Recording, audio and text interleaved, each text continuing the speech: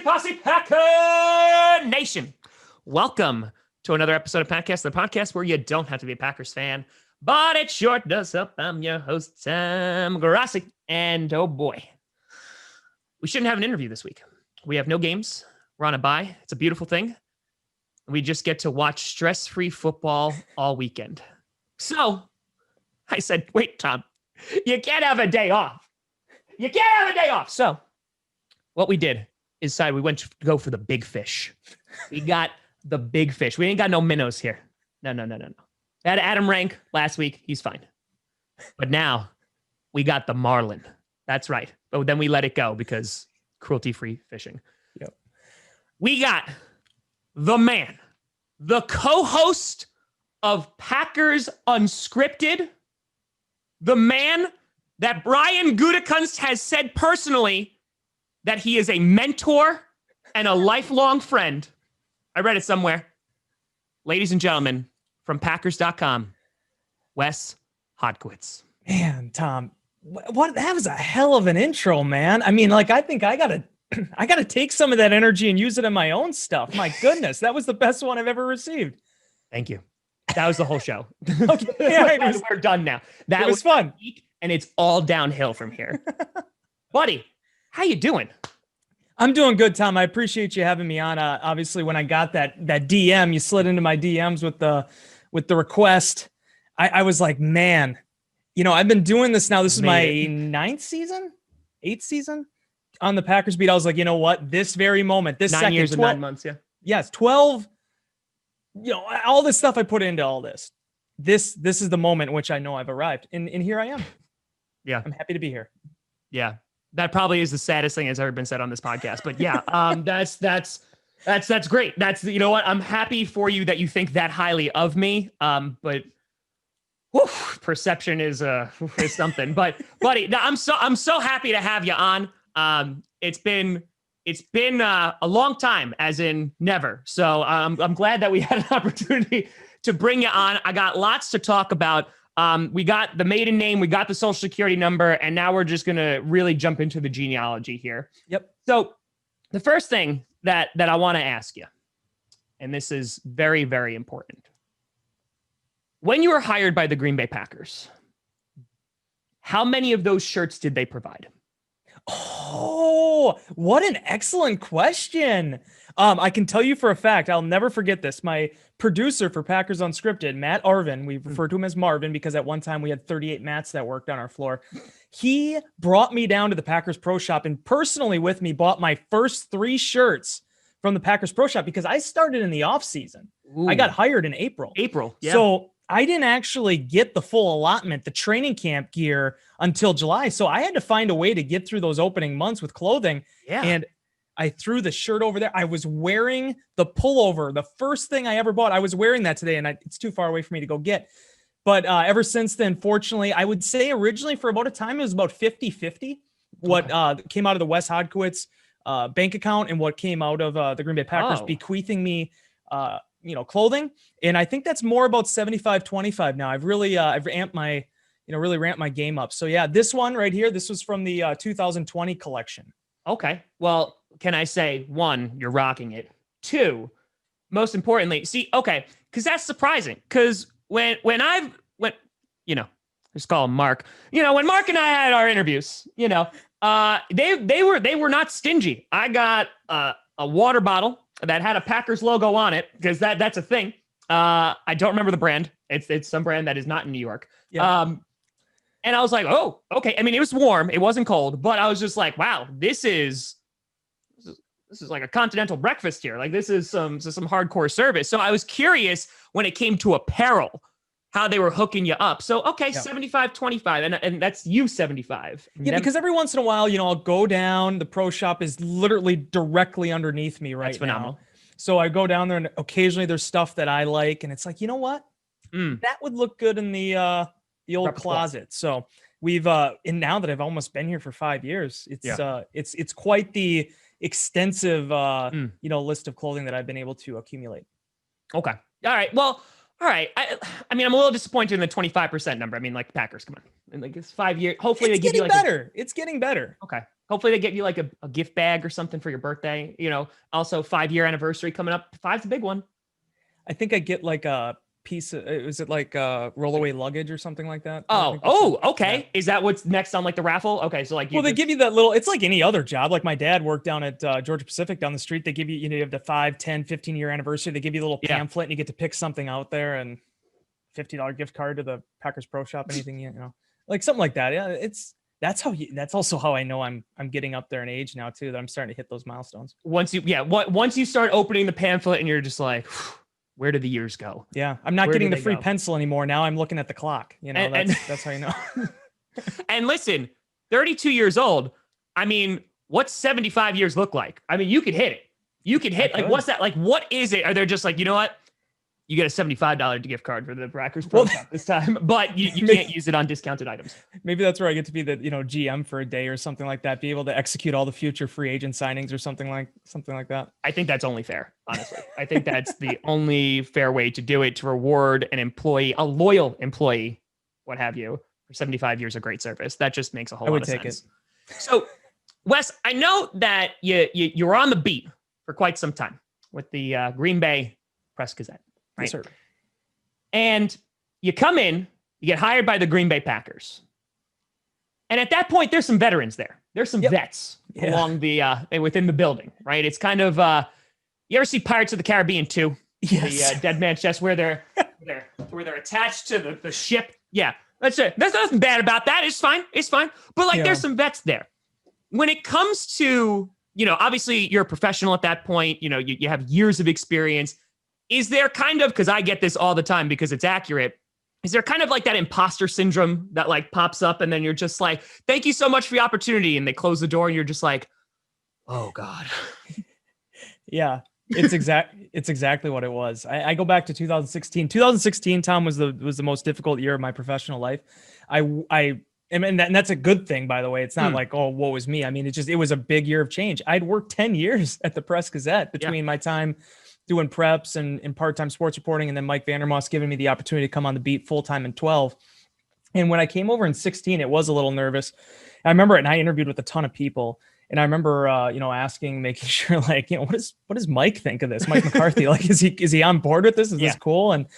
And fortunately, I think everybody understood that I tried. Maybe someone didn't agree, but I try to do it with a certain amount of professionalism, and just, I never try to make it personal, just try to do my job at the Press-Gazette, and obviously doing it at a very young age.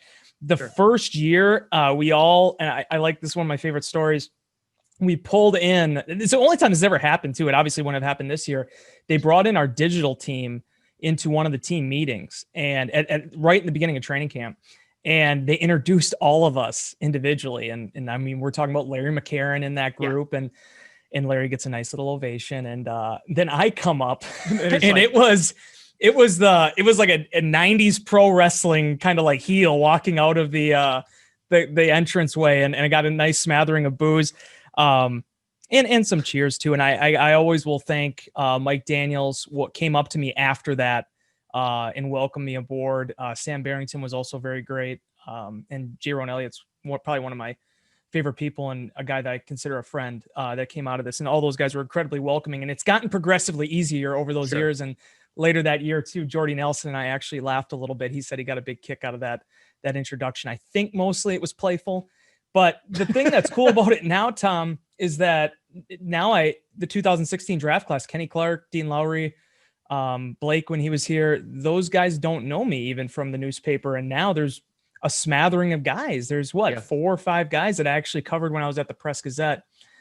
So that's been a different change, but the job has gotten progressively easier over the last few years as maybe I distanced myself a little bit from the newspaper days. Yeah, no, that makes a lot of sense. And I think that also the position that you're in, it's unique, right? Because like you kind of have like the best of both worlds of like being outside the building and now literally inside the building. Yeah. And this is one of the things that I get a lot, which makes zero sense, that they're like, oh, well, you're just towing the company line. And I'm like, I don't work for, I'm in my basement. I don't work for the Green Bay Packers.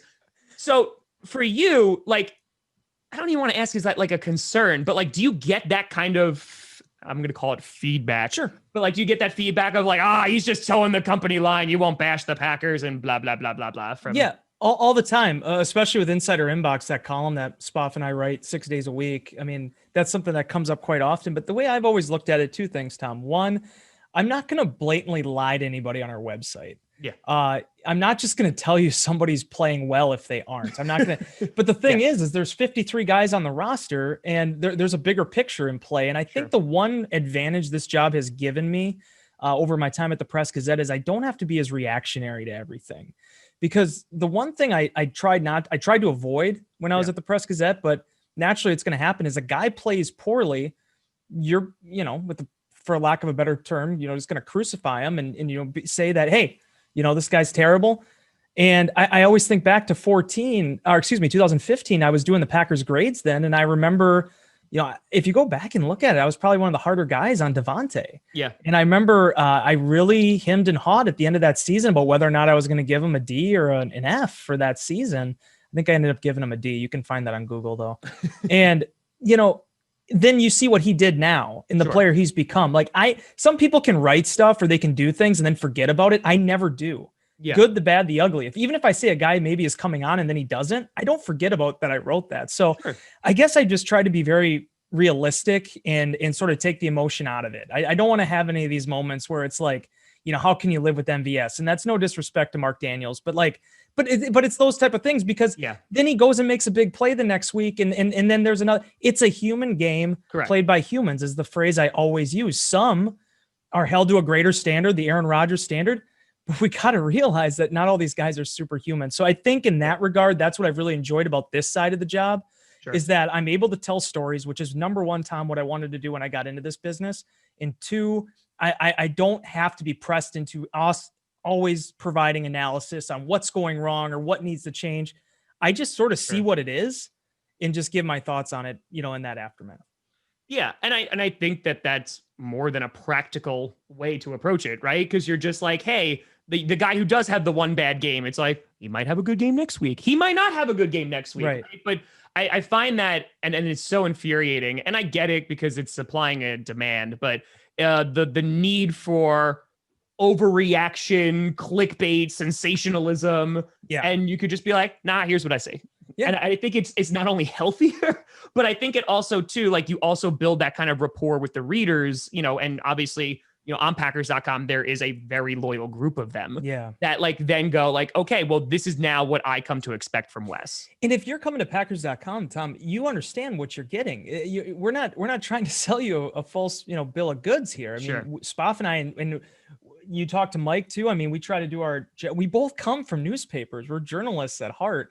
So, I mean, we don't want to just, be snake oil salesmen. So it's just finding that right balance, I feel. And I'd like to think that we've done that. I'd like to think there's people out there that appreciate our content, appreciate the stories that we tell with, this year's been a little different because I can't just go down and just sit down with Jair like I might have in the past or Devontae for something like we're basically on the same rope as everybody else because we don't want anyone to get sick. Yeah. So, I mean, dealing with that aspect of it has been sort of the biggest blessing, I feel. And just honestly, too, just the relationships that you kind of are able to forge with guys a little bit, not just even as players or access. I mean, just getting a chance to understand them more, like, where they come from, who they are, and just having a better appreciation for that. Because that, at the end of the day, that's what this comes down to. People want to know about who these players are. They want to be able to get underneath the face mask. And I just hope that, I can be another conduit to that. Yeah. And it provides a different lens, right? Because so many fans see them as you're on the football field for 60 minutes. Yeah. That's the lens I see you in. You either live and die by that perception. Yes. Right. And then like going forward, if you are able to kind of like take a peek behind the curtain, that's when you get different sides of people and different stories. And I find that those are the things that are also going to like transcend the game, right? So like you could talk to Aaron Rodgers and like look and talk all about football and you could do all that great, wonderful stuff. And I think that's why so many people like the Pat McAfee Tuesdays now, because like it provides like a totally different look than it provides like, whether it's in like press conferences or whether it's obviously on the football field.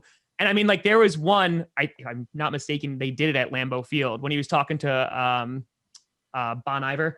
Yep. Right. Like that was an awesome conversation. Fantastic. Like, and I was just like, this is like, they're just like talking about music and talking about like random stuff. And like, that's the kind of stuff that like I'm really drawn to, because, you know, once it's over, whether someone has an amazing career or whether it's a short-lived career, you know, there's still a whole life to live. And I think like, I don't know, that provides some really cool stories. Yeah, because like I said, you look at like J. Ron Elliott, like I mentioned, my kid has one jersey.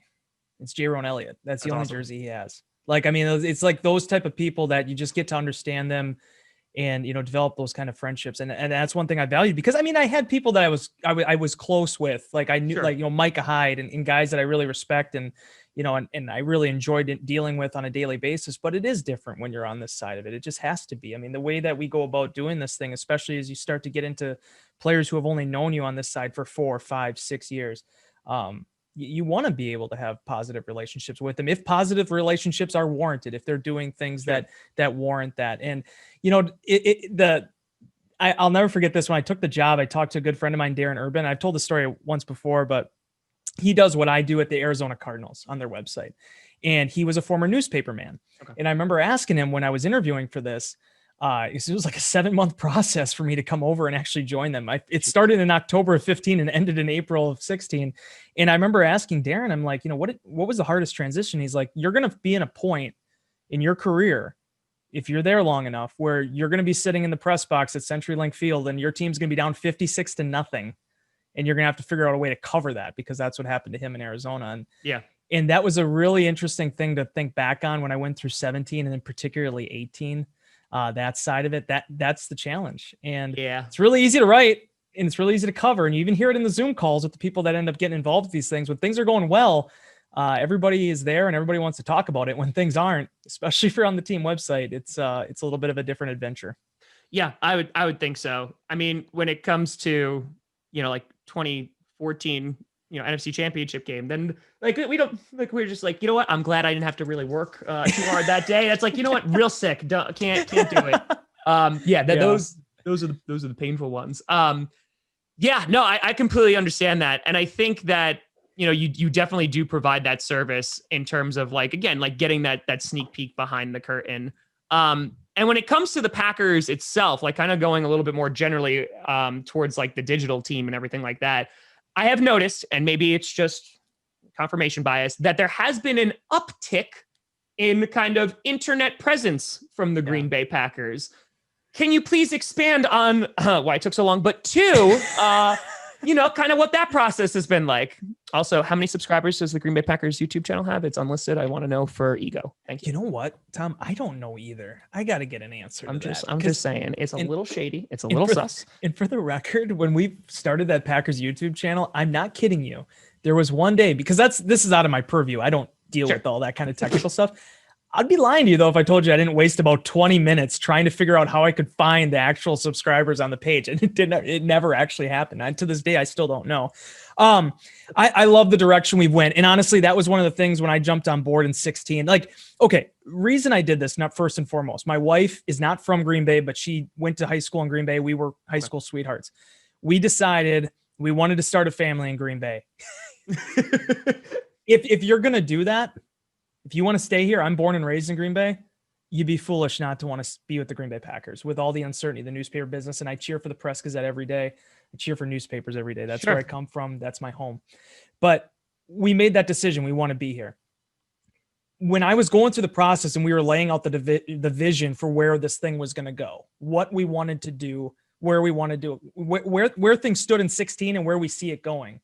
I felt like my ideals went in line with that completely, whether it was starting up unscripted, whether it was getting more player profiles on the website, more long form stuff, just being able to be more connected to fans. And another aspect of that is I think the advancement you've seen with the social media.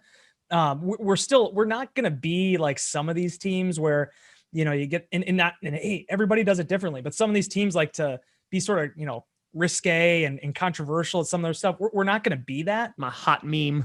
Yeah. I mean, and if you think about it, that's never been like what the Green Bay Packers even are as a team. Yeah. Like they win, they produce, and they have one of the most loyal fan bases in all of sport. Oh yeah. So cater to that fan base. But I still think you've seen the creativity side of it come out of it. And there's so many, that's the great thing about content generation in this time.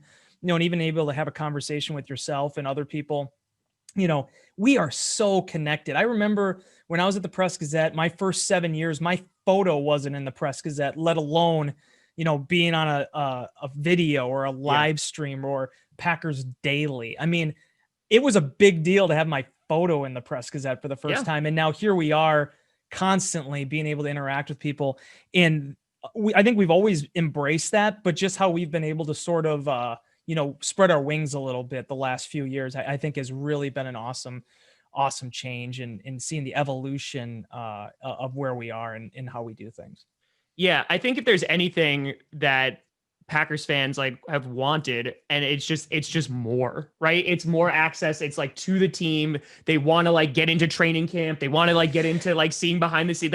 Even though training camp was closed off, you had people at the gate literally looking under the tarp. Yes. Right. Like trying to be like, I just want to see like just one glimpse of a calf. Yeah. Right? And it was, but that's besides the point. The thing is that, I think it's just, you're really starting to get in that, especially with the social media game has, I don't know. They're doing a great job, whoever that is, but they really have stepped the game up. And I think it just adds more of that connection, like you said, in that relationship to the fan base that is so desperately craving that. Because you do mention like there are other teams, and they, like you said, they do everything on their own accord.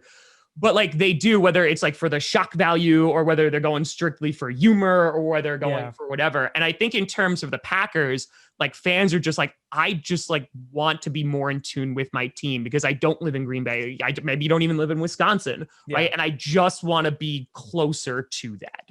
Yeah. And that's the direction I think it's gotten, we've taken, Tom, and being able to, and this is a credit to Ryan Hartwig and our social team, our resources are so much more than what they were when I started. Ryan's off in his own department now. I mean, we're all fall under digital, but like he has his own, he's the manager of social, and he has a full-timer underneath him and interns. And that was far different. I remember my first year on weekends, I was helping fill in for him on social media or on, all the platforms. That's not good, Tom. You don't want me running any social media accounts. Yeah. I can't tell you how many times too I ended up deleting something. If you ever saw a thing deleted in 2016, chances are it would end up being me messing that up. But and again, it drives our content. You see it all the time. I'm sure you see it in your metrics too. Just that's where the eyeballs are, and that's what gets you on the stories. It's what gets you on the video, and then beyond that, just to be able to be creative and use the artistry. Jen Fisher, who's just Jennifer Fisher, not the actress. She just got a job here with NASCAR, and she did some amazing artwork the last 2 years in an internship position, and like just stuff that I could have never envisioned, even in my little small brain, to be able to sort of bring different aspects of personality of players to light. And ultimately, that's what this comes down to. It's a personality business. And being able to relate to players. And I would like to think we've done a pretty good job of that. No, I would agree. I did want to ask it, so I'm going to ask it. Uh-oh. So is my Wi-Fi going out? No, it's not on you personally. No. So my April was interesting. Was an interesting month with the draft. It was a time. I don't think I've ever seen that kind of visceral reaction everywhere. Like it was shut it all down. Like it was attacking the team. Brian Gutekunst went from being like the savior to then fire Goody immediately. Yeah. And it was just such a punchback, which again is just even more delicious that everything is happening as it's happening right now. For you, as being as connected to the team as you are, was there any like sense of that? Or is it kind of like you were insulated in like the nice hallowed halls of the atrium there, where it was kind of like I can block it out a little bit? Or like did it just like it broke down the beautiful glass doors and like, no, that's coming in? Well, fortunately, I was locked up in my attic for 5 months, so I was able to avoid the picketing. No, it wasn't. Here's the thing: is that when you see what happened with Brett Favre in 2008, Everything else is mild compared to that. That is true. The old video of the gentleman, lambasting Ted. Take this to the toilet bowl. I mean, again, you ever want to have a 2-hour conversation about why I think Ted Thompson's a Hall of Fame general manager, we can have it starting with that clip. But that being said, I was surprised. I think I even answered a couple questions in inbox that week saying that I don't see it. I don't see them taking a quarterback. Yeah. And honestly, when they traded up, my immediate thought, I'll be 100% honest with you. I started looking at Patrick Queen's bio. I thought I was going to be writing that. I thought that's the direction they were going. All that being said, the last time I looked, my title here is digital reporter. It is not the GM. It is not the director of college scouting. It's not regional director. All I do is I write. And when the pick came down, my immediate focus changed to, all right, Jordan Love is the first round pick. We have to do this. I wrote the profile on him for our website. And the number one thing I always went back to is Jordan Love didn't ask to be drafted here. He just wants an opportunity. And Brian Gutekunst and the Packers gave him that. Now, this whole thing about with Rodgers and everything, and what does this mean? And are they going to try to get him out of here? And is this the heir apparent? I don't know. And I'll never know. And thank you. Yes. Were there good players on the board? Of course there were. The Packers were picking 26th overall, and there's 500 college players that want to get into the league. Of course there were good players, but talking to, David Yost and some of the people in the past with Jordan Love, I understood it. And I also kind of looked at it like an investment for the Packers. It's that this is the best guy that they felt was on the board. They went and obtained him. Could he end up being the quarterback? Maybe. You don't know what injuries are going to happen. You don't know what situations are going to unfold. But if you looked at that pick and was like, all right, well, this is the end of Aaron Rodgers. You haven't been watching Aaron Rodgers' career the last 12 years as the starting quarterback here. It just doesn't work like that. And every single time, this is why I get so annoyed with national pundits and people that say this stuff about Rodgers, is that every single time, Tom, you count him out or you think it's over, he's right back in your face with 121.5 passer rating. It's just the way it goes with him. So we'll see what happens with Jordan Love. I also think Tim Boyle, honestly, is a pretty darn good quarterback. So when people were making a big deal of him not beating out Boyle for the number 2 job, I'm like, this is a young man that needs to develop. He's also not supposed to. The Packers knew he was supposed to develop when they drafted him. So we're going to see exactly where that takes him. But if the Packers win the Super Bowl, it's going to be based on how good this team was and how good the young players stepped up. If they don't win the Super Bowl, it's not because they didn't take a player in the first round at a skill position or on defense. You can't expect that. Yeah. There are good players that were taken after Jordan Love's spot, but there's also guys that haven't contributed yet. So being able to sit there and look through that, what you think is a crystal ball, and say, oh, I was 100% right. Yeah. You very rarely are, if you're being honest with yourself. No, 100%. And I think that's what it is, right? Like, because when the Packers lose against the Buccaneers, it's just like, oh, well, probably for picking Jordan Love, right? It's in all 3 whole losses that we had, right? It's because we picked Jordan Love, obviously. That just makes 100% sense. And that's the thing that I feel like so many people are unwilling to accept. I don't know. I have no idea how long Aaron Rodgers is going to be on this team. I don't know if Jordan Love's going to be a Hall of Fame. I don't know. I don't know. You don't know. I don't know. Nobody knows. Yeah. And people are just like, nah, I want to know. Yeah. And I get it. Okay. Sure. Because that's what's fun about this, right? Yeah. Hey, who do I think is going to be a really good player? Yeah. And I can say, oh yeah, I saw Devontae Adams. I saw that coming before he ended up being what he was. But the only thing that I sometimes get that's tough about having that mentality is, if you have your eyes and your focus so set into the future, you're going to miss what's right in front of you. And right in front of you is a team that went 13-3 in back-to-back seasons for the first time in 23 years and has a realistic chance of winning a Super Bowl this season. And I still get it in inbox. People want to know, well, what's the salary cap situation look like for next year? Who are they going to need to draft? Is this player going to be back? And it's like, you got a bye here, and you got the divisional playoff game after that, potentially 3 more games to go in this season. Enjoy that. We will have 6 months to discuss everything that goes into the 2021 season. Enjoy what's in front of you right now. I just think that it's not just with football. I think that happens in a lot of different aspects of our society, that there just aren't people willing to appreciate the present. They always want to hedge towards the future. Good old Ferris Bueller, right? Yeah. I'll look around every once in a while. He might miss it. Yeah, no, you're 100% accurate. Yeah, that's essentially what it is. And the off season's so long. It's so long. It is. We could have time to talk about all that nonsense. Literally, starting after the Super Bowl, we could talk about it. It's filling for 6 months. It's Yes. being able to get the anticipation and the bandwagon sort of all revved up for the upcoming season. And that's cool. It's fun to cover Sure. the draft. It's fun to cover the Love NFL it. scouting combine. And when I could go and be a real person at the owners meetings, that was great too. But yeah, I mean, we only get 16 games. Well, next year will be 17. 17. But you only get 16 regular season games and whatever you have left in the postseason. I mean, you want to enjoy that time because it goes by quick. I blinked, it's felt like time, and here we are already in January. And it just seems like yesterday I was coming back getting my first COVID test. I mean, that's just it's just the like way yesterday, it goes. my nostrils were being violated. Yes.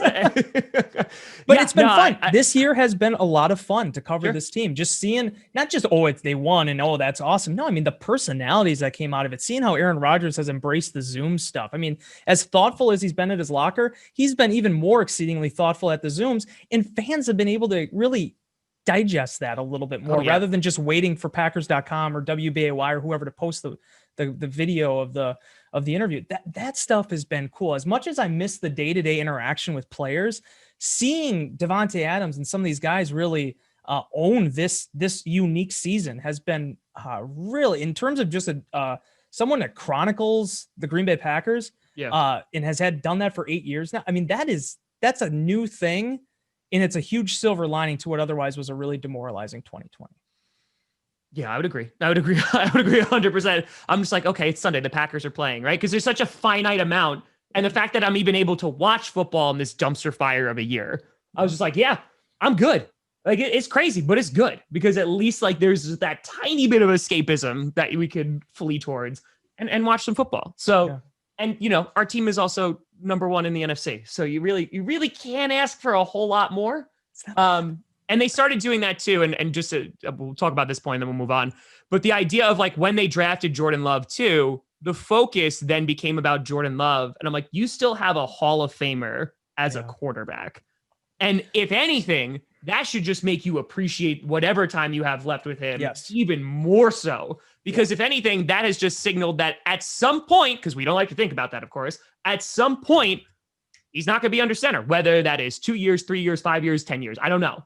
But it's going to happen. So just appreciate the hell out of it while you got it. Well, and how many people thought Garoppolo was going to be the guy that succeeds Brady? I mean, this stuff does happen, and then they end up getting traded for more assets or draft, equity. I mean, those type of things do happen in this league. And if you feel like you have a developmental player, doesn't matter what the position is, you go and take a chance on that player. And, the other thing that I think fed into this a little bit that has made maybe the Love thing a little bit crazier than most years is fans didn't get to see Jordan Love. He's still an anomaly to them. They don't know what he is. That is very, very true. An enigma was the word I was going for there. But that we saw him in those practices that weren't open to the public. He didn't play any preseason games. So I still think there's a large unknown, although I think some of us on the beat got a pretty good feel of, okay, what this guy does well and where he needs to work on things. You didn't get that local television, Fox 11 or whoever broadcast of the preseason game. You were missing that this year. And I think that created a little bit more mystery. And we all know how much fans love to take mystery and turn it into something else. Absolutely. Good or bad. Yeah, the only thing that you saw was like he missed a couple of nets in practice, and then that went viral, and people were just like, "Look, I told you so." And I was like, "Okay, yeah, this is where we are now. This is where we are." Wes, I got 2 more questions for you, and they're doozies. So, do you want like the really tough one first, or you want the less tough one? Oh, I want the real tough. I always want the real tough one, and I like to end on more of a fun note. So yeah, hit me with the real tough one. Okay. Excuse my pajama pants. Okay. So Wes, you see this hat design? Yes, sir. Okay. Do you know this hat? You remember the design? It's from years ago. Okay. Yeah, I don't recall it. I'm not going to lie to you and say I don't. It's okay, Wes. Okay. I'm an honest person. That's fine. That's fine, Wes. It's just disappointing. Okay. So, the Green Bay Packers, they produce a lot of memorabilia, a lot of merchandise. When I was a lad, they produced this hat right here. Yes, there you go. There you go. Absolutely. They listen, water bottles, masks, Microsoft Surfaces, whatever. I'm honestly surprised that it's not on the microphone right now. Like, we got Sirius XM instead. That's how I feed my child. Shout out to SiriusXM. Okay. Yeah. Okay. So this hat I got when I was a lad.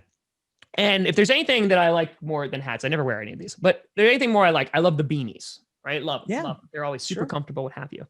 So my uncle was tasked with getting me the beanie in this design years ago. Okay. Failed miserably, told me not to buy it because he was going to get it. Wound up getting like a $3 hat from some Goodwill store, wasn't even wrapped. It was a disaster. Never got the hat. So my question for you is, do the Green Bay Packers have a stash of items that are about 10 to 15 years old? And if so, can I break into that vault? They definitely have older items.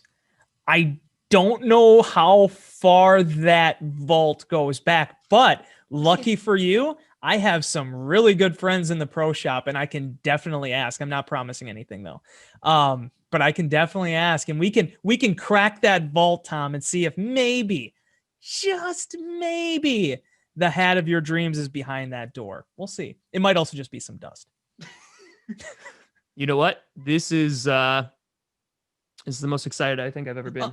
Hey, seriously though, DM me, take a photo of that and send it to me, and then I'll show the appropriate people and see if they have anything in what we refer to as the distribution center. It is unfortunate you didn't tell me about this though earlier, because every year they do we used to always call it the warehouse day, where it's not technically the warehouse anymore, where we could go down, we can scamper down, and we get to pick like 3 or 4 items from the warehouse that are free, or either there's something wrong with them, or they were returned, or they just didn't sell. Yeah. And that may have very well been in there. And I also tell you one more story. There are always tire marks in the Green Bay Packers Lambeau Field parking lot with Mike Spofford's car zipping over to the distribution center to make sure to pick up a couple items that he may or may not pass off as Christmas presents. Not letting anything out of the bag there, but no. It's just, there's some hunches there.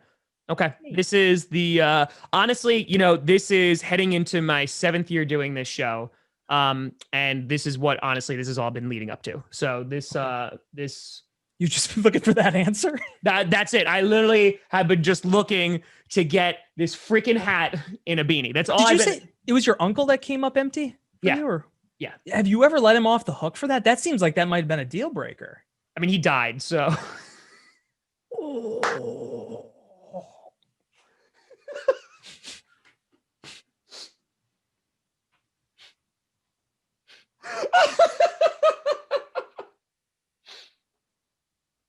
But to answer your question, no, I didn't. What was your last question? To answer your question, no, he's still not off the hook. No, that's God rest his soul. No, because that hat didn't come through. Anyway, so I'm really sorry. Oh my God, I'm so glad I asked that question now. Oh, holy crap, that was funny. Okay, so the last question I have for you, Packers Unscripted has come along. We're pivoting hard. Yeah, we're pivoting. We're pivoting so hard. Smooth transition. R.I.P. So, Packers Unscripted has come a long way since its inception. You mentioned a brand new studio that Spofford gets to utilize and not you, and kind of where it's at. My question for you is kind of like, what vision do you have for that show? And what next steps are you going to take to get it to that point? So the whole thing, how Packers Unscripted started, and it was pitched to me the moment that I got hired. I'm talking, if I started on April 25th, April 26th, we were talking about this. And the main reason is because at the time they were doing a deal with Time Warner Cable, sports channel, now referred to as Spectrum. Spectrum ended up buying them out. And the thing is there were certain content we were going to provide. Packers Live, the Mike McCarthy, season preview show at the training camp, the draft up. Sure. But the thing about this, and this a little bit, you can have these big, sort of tent pole sort of things, but that doesn't eat up daily content. No. It's a few big productions that a lot of people have a role in, and it's hour long and it's well produced, but you also sometimes just need your typical, for a lack of a better term, your first take type shows to be able to get you through the day. That's where Spoff and I came in. In the first year we did it, dude, we shot it 160 times. And that was a grind. It was incredible. Yeah. Now, the nice thing is we've been able to scale that back a little bit. Our original plan this year is we were going to do like a 50-50. We were going to still do some stuff on camera. We have the studio, we have the resources. Larry actually shot it with me today. Cool thing to do. But we also wanted to shift to more of a podcast. Since the day I've been in this business, I've been trying to do a podcast. Honestly, going back to 06 and 07, I was trying to do audio stuff. The Press Gazette told me when I tried to pitch it back in 2012 or whatever, they just want to watch videos. People just want to watch videos. If you're going to do a podcast, they'll just do the videos. It's like, come on, bro. Yeah. Like, let me do it. And then what happened immediately after I left, they hired Nagler and they were doing 2 podcasts a week. It's like, are you kidding me? Like, come on. But anyway, I got over here. We're still doing the videos, but I wanted to do an audio component, maybe try to do some more player interviews and things like that. Yeah. And then March 14th happened and life itself got upended. So we usually shoot unscripted at the same time players are just going about their day-to-day stuff. So that's why it works with just Spoff and myself. And just being able to discuss things and talk through things has always been a really fun thing. I think a lot of our story ideas sometimes have come out of that kind of communication. So I still think there's a long way we can go with it. Sure. But being able to sort of shift now that we're not sort of locked into a contract, we can just kind of do it when we want to do it. I think we've been doing it 2 days a week this season. That's been a lot of fun. And it also, to be honest with you, it was great content during the off season because we ran into some issues, especially for our video folks. Spoff and I can write anything, but our video folks, there was nothing to shoot. There were no interviews to do anything with. We weren't going out and doing projects. So it was one more thing that we could do to keep video on the website. So I've really enjoyed it. Certainly it's been something I think you've seen Spoff and I, if you go back and watch the ones in 16 to where we are at today, I think we've both grown into it. Yeah, it's a big difference. So it's been a lot of fun. That's awesome. Well, we're just trying to meet your standard, Tom. That's the biggest thing. Yeah. Well, you try. I mean, you don't always attain, but you try, right? I mean, listen, shoot for the moon and still land amongst the stars. Shoot for the Grossi. Pretty sure I read that off of an Instagram post once. Pretty sure that was on there. Yeah. Well, listen, Wes, I look forward to the day when fans can return to Lambeau Field, and we'll bring the posse, and it'll just be a wave of people. And I do too, man. I can't explain to you how weird this season has been at Lambeau. Obviously I didn't travel. This is the first time since my first year on the beat I didn't travel, and even that year I still went to the NFC North games. So covering these games from television has been really weird. But I'm in the COVID testing protocol, so I actually have to be separate from the press box area. So I'm not actually in the press box. I'm in like the typical suite area. So to get there from where I am, I have to walk basically through the bowl. Yeah. And every time I do that, it is just sobering. It does not get normal. Yeah. When you just see, there's just my favorite thing about working this beat and covering the team is when you get out of your car on a traditional Sunday morning and you smell brats in the air and there's just laughter, there's cars everywhere.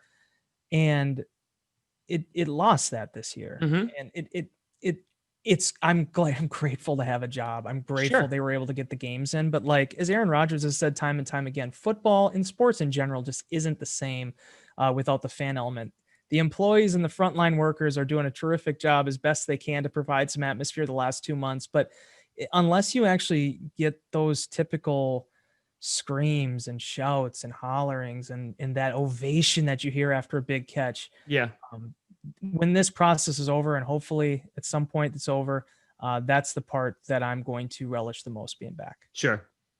And I will say, you and I have a connection for our disdain of cheese. Yes. We do. Yeah. We do. Born and raised in Green Bay, Wisconsin. My mother currently works at a cheese store, and I've never been a cheese person. It will literally kill me. So, I don't have that excuse. No, I can live. It will literally, allergic to milk and dairy since birth. So not even lactose intolerance. It's not even like I could pop a pill. No, it will legit just done. And that wasn't. So how did they figure that one out? Were they trying to get you on the juice there early? And so I can tell you that too, if you want to hear that story. So first they found out that I had asthma when I was a baby. Thankfully I've grown out of that because they went and I was in my crib and I was blue. And I was like, whoa, I'm not a Lions fan. So they brought me to the hospital and they're like, oh, he has severe asthma. And then we found out because my dad gave me creamed spinach. That also triggered my asthma and closed my throat at the same time. So yeah, it was good times. But then I ruined my life and went vegan. So, also that too. So Hey, like, it's just, failed at being a vegan twice. yeah, couldn't do it. It's going on 4 years, I think. Yeah, 4 years. Yeah. Going to Green Bay, I can't do anything. I've gone to 1919 and like, I think they went there. The last time I was there was like 2 years ago. And I sat down and I was like, hey, what can I have? And they're like, nothing. Yeah, no, I mean, seriously, I remember Cliff Crystal's daughter is a vegan. She's a lawyer, at least last time I knew, down in Chicago. And she came up here for a time. And you try being a vegan in Green Bay, Wisconsin, it's going to be a long run for you. Yes. Yeah, it's going to be problematic. Thankfully, the beer was vegan, so the beer was fine. So I was just like, we're getting hops in here. That's fine. We're getting barley. It'll be fine. That's all you can do, right? Just try to do that and fill your stomach the best you can. Yeah, that was actually one of the nights that like my wife, because she is a fellow grass eater, that she actually like broke it because she just went in and she was like, I need to eat food. So she got like a chicken bacon ranch like piece of, and I was just like, I get it. I understand. I was too tired. That was my thing. I was always tired all the time. Yeah, and then I was like, and I just don't like beans enough in tofu. I'm not a huge tofu guy either. No. Yeah, no, I'm not. I can do it. It's just it's so much easier nowadays though. Like I have ice cream that's in my freezer. Like, it's fine. It's fine. It's I like it. But yeah, no, when I found out that you didn't do cheese, I was just like, touched my soul. Yeah, I can't do it. I don't know if it's a texture thing or when I was young, my parents didn't. I don't know what it was, dude. Like it's just I've never been a big cheese guy. Like, and it's actually kind of annoying too because I know on Mondays they are very nice. They bring us free subs on Mondays. It's been a long night. We have a big day ahead of us on Monday, so our floor gets Jimmy John's. And there was one time they put cheese and mayo on it, and I hated to be that guy, but I'm like, I'm not gonna eat this. So we got to get this out of here. That was my entire childhood. You know how many pizza parties I was not invited to because of that exact reason? Yeah, no. It was just like, no, we gotta get Tom a salad. Yeah, exactly. And I'm just like, I'm 6. So that was that was that. But Wes, this has been an absolute pleasure. Yeah, thanks, man. It was a lot of fun. I hope that we get a chance maybe to jump back on here, talk about a Super Bowl potentially someday down the line. But yeah, this was a big check mark for me. I had a lot of things on my list of things I wanted to do in my career as a reporter. This was at the very bottom. This was like number all right, whatever, 1,612. Nope. Done. Got it. Nope. Top 10. Top 10. Last 10. year I did Corey and Aaron's show, and here I am this year on the Tom Grossi show. Year of new beginnings, right? And improvement. Sorry, what? It's okay. I love Corey and Nagler. They're fine. They're fine. But Wes, tell the people where they can find everything that you do, where they can see your face now that it is proudly plastered all over Packers.com. We're not hiding it anymore. We ain't the Gazette. It is. Yeah, we gotta do something about that. We gotta get another video person in there. Spoff and I are on way too much of the website. But that being said, that website is Packers.com. Also, Packers Unscripted. You can find it on all the streaming devices, whether it's your Spotify's or I think we even put it on YouTube and obviously iTunes. So yeah, it's been a good run. And fortunately, we got another busy January ahead of us here. So that's always exciting. Absolutely, buddy. It's going to be a beautiful thing. And like I said, hopefully we can celebrate a Super Bowl real soon. But Wes, thank you, my good sir. Thank you so much for watching, folks. I'm Tom Grossi. And as always, go Pack, go.